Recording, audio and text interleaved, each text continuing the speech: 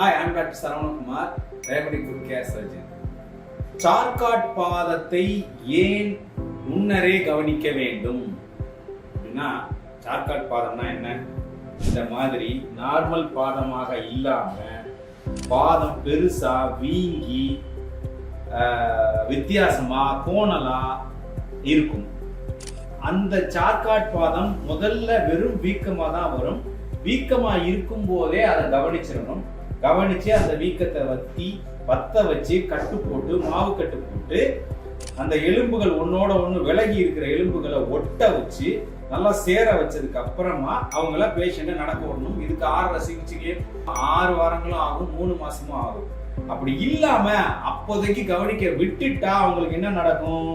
அந்த எலும்புகள் ஒன்னோட ஒண்ணு கலண்டு நடுப்பகுதி எலும்பு குனிஞ்சு பார்த்து அது உள்ள இருந்து தோலை அழுத்தி அழுத்தி அழுத்தி இந்த மாதிரி முன்ன கொண்டு வந்து இதுல சலம் கோர்த்து பாதத்துக்கே ஆபத்து.